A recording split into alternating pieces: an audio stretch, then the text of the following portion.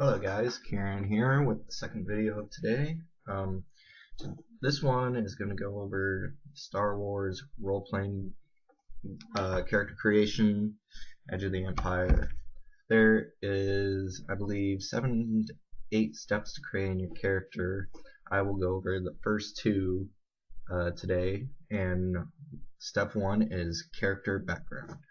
Now, character background is, of course, the history of what your character did before they are who they are or what they were doing, and selecting your background can affect later in the game, or it gives you like um, certain opportunities, advantages, or disadvantages.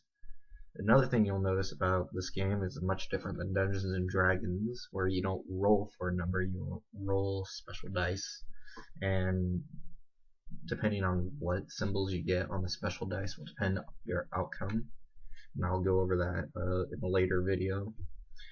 As I was saying, for this, this tells you where you are in society, or anything that you try to do, like down and out, a middle class struggles, and the high and mighty, giving you stuff, the outsider, or it can kind of tell you how you run into the group you're playing with. This may not have as big as an impact as step 2, which will be right here, which will be your obligation. Now this will actually affect you in the game, and the game master can actually use it to any of the adventurers or anyone in the party in particular. Like, one of them is addiction, and that affects you in a negative way, I think. Yes, it affects you in a negative way, setting you back either 1 to 3 dice, which could really mess you up for an addiction. You have your betrayal, you have blackmail, you have bounty. Each one of these affects you extremely differently. As the table says, one of two has your main obligation. I think there's more. Yeah, there's more. It is also player characters and non-player characters. Depending on how many obligation points you have, you can take up to 2 obligations, but you have to at least have 1. Depending on what your obligation is, will give you bonus XP or bonus credits for your game, and XP will be explained later, but instead of leveling up, you spend your XP in this. Since I'm flying through this quickly, I might go over a few more. It is telling you your obligation thresholds and stuff. Might as well go to selecting the race, and I'll do 2 or 3 of them. First one is, if I can find it, Bothans, Bothan.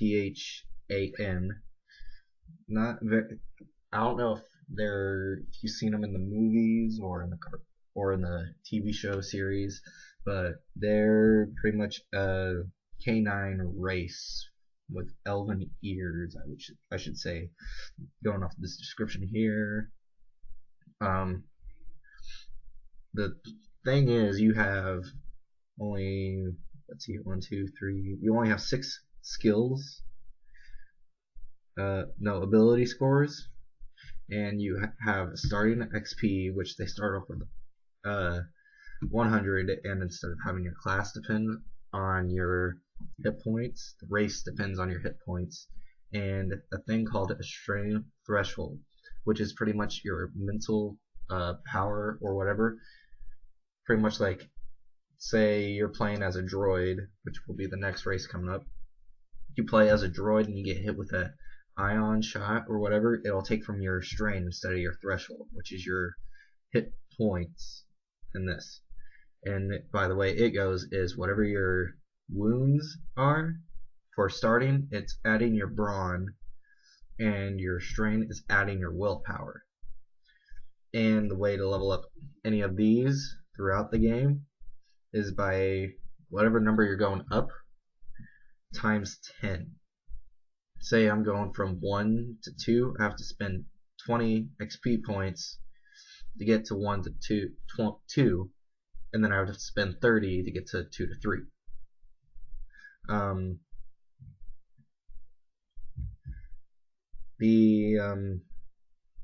And your wounds and strain can't be added on later in the game.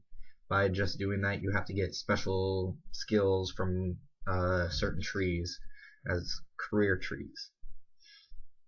Now, when you pick droid, they won't be able to use the Force, as Force is incorporated in the game throughout everything pretty much. But since droids don't have the power to use Force, you can pick what kind of droid you are, and that can have an impact on the game. But droids all start off, no matter what kind of droid you are, it's all 1 for your 6 abilities. Even though that's what it is, mainly balanced, they have the most XP with 175, and they have 10 for both their strain and thresh plus whatever their brawn and willpower is. And sorry for forgetting, but there are also abilities for each race. Some of them are really helpful, some of them aren't. They also gain like special ranks and their skills. I will go over that later. Some of them, like the droids, they don't really have. Hold on. Like they have special abilities. Like a droid, since they are a droid, they don't need to eat, sleep, or drink anything. Pretty much like a Warforged in Dungeons and Dragons. I will get to that later. Besides, you really only want to know about the ability scores and your strain, thresh, and experience for starting. Plan it out a bit. Some of them you want to read about, like Trandoshan and Wookiees. They don't get along well together, but my group decided to disregard that, saying that all grew up together, not knowing a difference on the edge of the universe.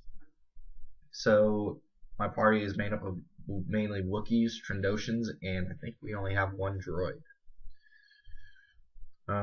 This will be it for this video. I will continue making these of both Dungeons and Dragons and this. Update for Dungeons and Dragons, I forgot to mention for the last video. I do have all 3 players' handbooks. I've had players' handbook 1 and 2 since I started, but 3 I just got not too long ago. I might go over more with the Dungeon Master Guides, and I've also gotten the Player's Handbook 3, and I am thinking about going over some of the monsters in both of them. But until then, see you later. Like, subscribe to become an adventurer today.